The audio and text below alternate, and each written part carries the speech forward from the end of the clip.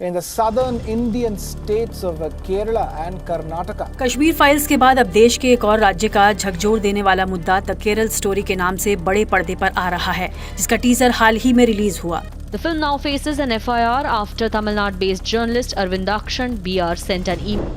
दोस्तों, अभी हाल ही में केरला स्टोरीज नाम की एक फिल्म का टीजर रिलीज किया गया है, जिसमें बताया गया है पिछले कुछ सालों में केरला में करीब 32,000 औरतों को इस्लाम कबूल करवाने के बाद ISIS जैसी टेररिस्ट ऑर्गेनाइजेशन में शामिल करवाया गया है। इस टीजर के सामने आने के बाद सोशल मीडिया के साथ साथ रिपब्लिक टीवी और जी न्यूज जैसे बड़े मीडिया आउटलेट्स ने भी इसे आगे शेयर किया है। भाई पूरी कहानी क्या है, क्यों इस पर बवाल मचा है, आज हम यही सब जानेंगे इस वीडियो के अंत तक, तो बने रहेगा हमारे साथ। लेकिन वीडियो शुरू होने से पहले अगर आप चैनल पर नए हैं या आपने अभी तक चैनल को सब्सक्राइब नहीं किया है तो चैनल को सब्सक्राइब करना और बेल आइकन दबाना ना भूलें। द केरला स्टोरी को सुदीप्तो सेन नाम के डायरेक्टर ने बनाया और उनका कहना है कि एक ट्रू स्टोरी है, जिसका मतलब है कि काफी सीरियस प्रॉब्लम है। अगर वाकई में ऐसा हुआ है तो और क्यों अभी तक सरकार ने इस पर कोई एक्शन नहीं लिया है। वहीं पर कई सबूत हमें ये भी दिखाते हैं कि इस फिल्म की स्टोरी एक्चुअली में ट्रू स्टोरी नहीं है, बल्कि जानबूझकर इसे बढ़ा चढ़ाकर पेश किया गया है। ANI से बात करते हुए सुदीप्तो सेन ने कहा था, And believe me, Kerala was, I never find Kerala is so colorless.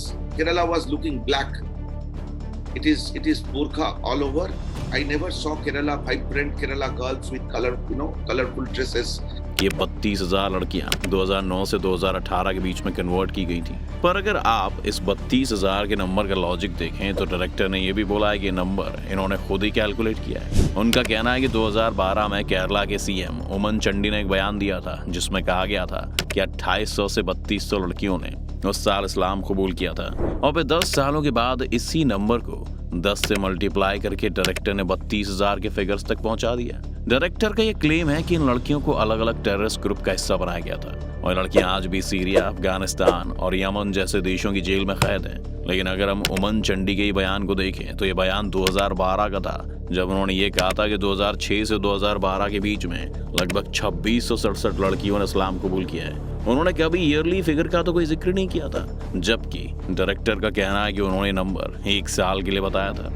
इसके अलावा डायरेक्टर ने कुछ और भी क्लेम्स किए हैं, जैसे उन्होंने केरला के पिछले CM VS अच्युतानंद का भी एक बयान कोट किया है, जिसमें वो कह रहे हैं कि केरल में इस्लामिक एक्सट्रीमिस्ट एक्टिव हैं और वो केरल को इस्लामिक स्टेट बनाना चाहते हैं। अगर इस बयान की हकीकत पर भी जाया जाए तो आपको ये बात पता चलेगी कि जब अच्युतानंद ये बात कह रहे थे तब वो PFI की बात कर रहे थे, जिसे भी हाल ही में भारत सरकार ने बैन किया है। यहाँ पर वो लव जिहाद और बाकी कई तरह की चीजों के बारे में बात कर रहे थे, लेकिन उन्होंने कभी डायरेक्टली 32,000 लड़कियों या फिर किसी तरह की कंट्रोवर्सी की बात नहीं की है। लेकिन अभी आपको लग रहा होगा कि पर ऐसा तो मुमकिन नहीं है कि सभी कुछ झूठ ही हो। आखिर हमने न्यूज में भी तो काफी देखा था कि दुनिया भर से औरतों को ISIS वाले अपने यहाँ ला रहे थे और उसके बाद उनका शोषण किया जा रहा था। आज भी दुनिया भर से कई औरतें ऐसी हैं जो ISIS के साथ जुड़ी होने के कारण जेलों में बंद हैं। तो अब क्या सच माना जाए? ये सच है कि दुनिया भर में ऐसा हो रहा था, लेकिन अगर आप 2020 में आई अमेरिका के department of country reports on terrorism की रिपोर्ट देखें तो उनके मुताबिक ISIS में टोटल इंडियन ऑरिजिन्स की संख्या लगभग 66 थी। जी हाँ, 66, 32,000 या 1,000 भी नहीं, सिर्फ 66, जिसमें औरतें और मर्द दोनों हैं। जून 2021 में द हिंदू की एक रिपोर्ट में सामने आया था कि अफगानिस्तान की जेल में इंडियन ओरिजिन की 4 औरतें बंद हैं और भारत सरकार ने भी साफ कर दिया था कि वो उन्हें वापस देश में नहीं लेंगे। पर फिर भी केरला का नाम हमने ISIS के दौरान काफी सुना था। लेकिन तो क्या सच्चाई सिर्फ इतनी है या वाकई केरला में ISIS का सपोर्ट बेस था? ऑब्जर्वर रिसर्च फाउंडेशन ने 2019 में the Islamic state in Kerala AA prime minister नाम की एक रिपोर्ट पब्लिश की थी, जिसमें कहा गया था कि केरला के अंदर टोटल जो लोग थे जिन्होंने किसी भी तरह से ISIS की तरफ अपना झुकाव दिखाया था, फिर चाहे वो भारत से सीरिया भागने की कोशिश हो या फिर ISIS के झंडे फहराना, किसी भी तरह के सपोर्ट दिखाने वाले लोगों की संख्या 160 से 180 के बीच थी। खुद भारत की होम मिनिस्ट्री का ये कहना है कि केरल में टोटल प्रो ISIS केसेस सिर्फ 155 थे। अगर आपको इस 32,000 के नंबर को थोड़ा और ध्यान से देखना है तो ये फैक्ट भी सुन लीजिए कि पूरी दुनिया के 110 देशों में से ISIS के पास जाने वाले टोटल लोगों की संख्या 40,000 थी, जिसमें औरतें और मर्द दोनों ही शामिल थे। तो आखिर ये कैसे हो सकता है कि भारत की 32,000 कन्वर्टेड लड़कियां ISIS के लिए लड़ने चली गई हों? भारत से ज्यादा ISIS सपोर्टर तो जर्मनी और UK जैसे डेवलप्ड देशों में पाए जाते हैं और इसी वजह से उस समय भारत की काफी तारीफ भी हुई थी, क्योंकि ISIS हमारे देश के लोगों को अपने साथ मिलाने में सफल नहीं हो पाया था।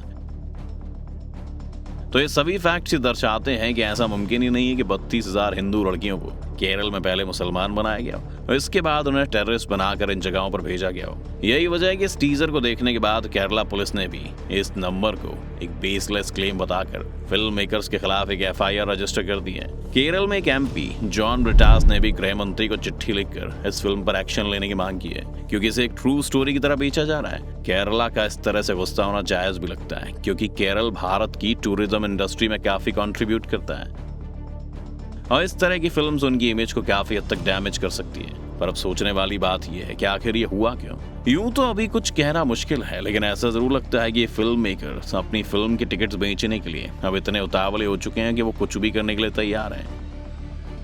अगर यही फिल्म बस ये कह देती कि काल्पनिक स्टोरी है तो शायद इतना बवाल नहीं होता, लेकिन डायरेक्टली ये कह देना कि यही सच है और यही हो रहा है उन्हें ज्यादा पब्लिसिटी भी देता है। यही वजह है कि सोशल मीडिया पर इस फिल्म के टीजर को खूब शेयर किया गया है और कई सारे चैनल्स और न्यूज वेबसाइट्स ने बिना ऐसे फैक्ट चेक किए डायरेक्टली चला दिया है। जब से कश्मीर फाइल्स ने बॉक्स ऑफिस पर अच्छा परफॉर्म किया है, तब से आपको ऐसे कई फिल्म मेकर्स दिखेंगे जो अब उसी तरह की कहानियों को उसी रूप में जनता को दिखाना चाह रहे हैं। जबकि कश्मीर फाइल्स तो एक सत्य घटना पर आधारित थी, लेकिन इस फिल्म के टीजर में जितने भी क्लेम किए गए वो सभी या तो बहुत बढ़ा चढ़ाकर बताए गए या बिल्कुल ही गलत है। इससे परेशानी ये होती है कि अगर मान लेते हैं आगे जाकर हमारे सामने वाकई कोई खुलासा ऐसा होता है जिसमें इसी तरह के फैक्ट सामने आते हैं, तो लोग उस खबर पर विश्वास ही नहीं करेंगे, क्योंकि उन्हें लगेगा कि अगर ये फिल्म झूठ थी तो वो भी झूठी खबर ही होगी।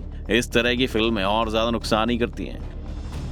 ये बिल्कुल उसी शेर आया वाली कहानी की तरह है जो हम सभी ने स्कूल में पढ़ी थी, और जब वाकई किसी दिन कुछ बुरा हो जाएगा तो लोग उस पर विश्वास करना ही छोड़ देंगे। वैसे तो व्यक्तिगत रूप से किसी पर हमला करना कभी भी अच्छा नहीं होता, लेकिन अगर हम देखें कि ये फिल्म किन लोगों ने बनाई है तो आपको साफ साफ दिख जाएगा कि फिल्म मेकर्स फिल्म को हिट करने के लिए बहुत ज्यादा प्रेशर में है। टीजर में जो एक्ट्रेस हमें दिखती है उसका नाम अदा शर्मा है, जो 6 फिल्में कर चुकी है और वो सारी फ्लॉप थी। फिल्म के प्रोड्यूसर विपुल शाह है, जिसकी लास्ट 10 सालों में सिर्फ एक मूवी हिट हुई है और वो भी अक्षय कुमार के साथ थी।